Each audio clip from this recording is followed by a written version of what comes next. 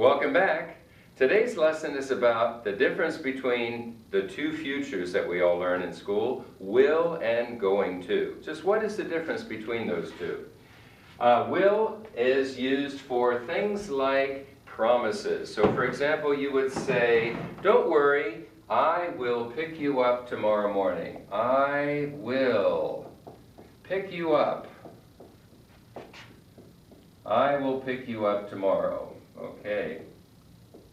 So the person is not supposed to worry. You are making a promise that you will pick the person up. I will pick you up tomorrow. It's also used for facts. For example, the sun will rise. The sun will rise at 5:45. The sun will rise at 5:45.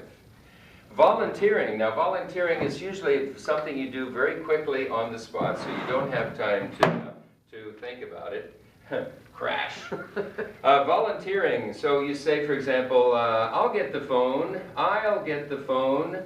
It starts to ring. Bring, bring. I'll get the phone. You stay sitting. I'm already standing. I'll get the phone. So you're going to say will get the phone because you don't have time to think about it. You're just volunteering right in the moment. Requesting, you say, for example, will you please help me? Will you please help me? And that's a request like that. And by the way, there are 3 others that you can use for will. You can say, would you please help me? And you can say, can you please help me? And could you please help me? But will is one of the 4 that you use for requesting. Also refusing. No, I will not help you cheat on the test. I will not help you cheat. C-H-E-A-T. I will not help you cheat. So, will is used for refusing. It's a very strong word, and we use it when we're being very strong. Refusing, for example. Requesting, will you? Volunteering, I'll get the phone. And by the way, you can make all of these except the first word. When it's the first word, you have to use the entire will. But if it's the second word after a subject, you can just do ul. And it's pronounced ul. I'll get the phone. I'll get the phone. You can also get even a little bit lazier and say, I'll get the phone, like O-L. I'll get the phone. The sun will rise. You can also say, the sun will rise. The sun will rise. You can just do the L-L. I'll pick you up tomorrow morning. So there's 2 ways to pronounce will. You can either say the whole word or you can say, oh.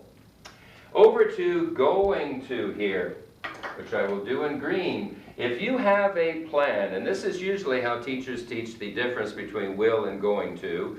Will, there is no plan, but for going to, you've already had time to think about it and you have planned something for the future. So with plans, you will say, for example, I'm going to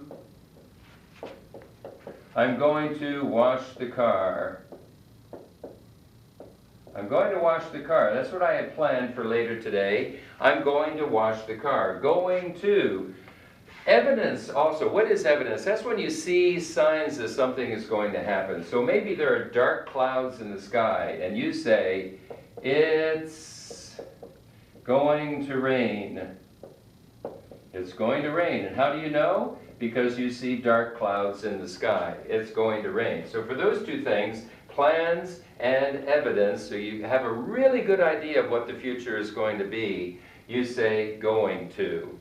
There are also cases where you can use both will and going to. For example, in certainty. You say, for example, you buy this nice bottle of wine and you say, I know you're going to enjoy this wine. You could also say, I know you will enjoy this wine. So for things that you think are certain, sure things, you can use both will and going to. For predictions, tomorrow it's going to be sunny. You could also say, tomorrow it will be sunny. So predictions and certainty can take both will and going to.